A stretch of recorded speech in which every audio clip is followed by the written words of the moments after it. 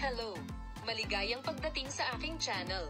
Bumalik ako sa mga balita mula sa kapaligiran. Huwag kalimutang mag-subscribe sa aking channel at ilike ang aking video at suportahan kami bago tayo tumuloy sa ating video. Si Halil Ibrahim Ceyhan, isa sa mga sikat na aktor ng Turkey, ay gumawa ng isang nakakagulat na hakbang at inihayag na binili niya ang tatak ng aktres na si Sıla Türkoglu, na nag-advertise nito. Ang hindi inaasahang pag-unlad na ito ay nagdulot ng malaking sorpresa at kaguluhan sa mundo ng magazine.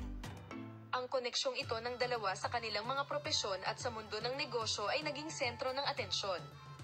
Si Halil Ibrahim Ceyhan, ang sikat na aktor, ay gumawa ng pangalan para sa kanyang sarili sa kanyang mga pagtatanghal sa mga yugto ng teatro at mga proyekto sa telebisyon.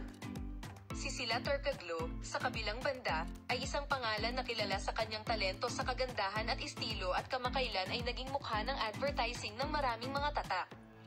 Ang pagbili ni Halil Ibrahim Ceyhan ng tatak na ina-advertise ni Türkoglu ay naging paksa ng mahusay na debate sa mundo ng negosyo at sa mundo ng magazine.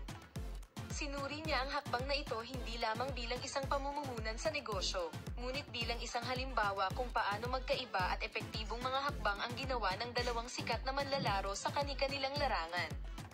Ang bagong pakikipagtulungan na ito ng Halil Ibrahim Ceyhan at Sıla Türkoglu ay mabilis na kumalat sa social media. Nagpakita ng malaking interes ang mga tagahanga at tagasunod sa pamamagitan ng pagbabahagi ng sorpresang balitang ito.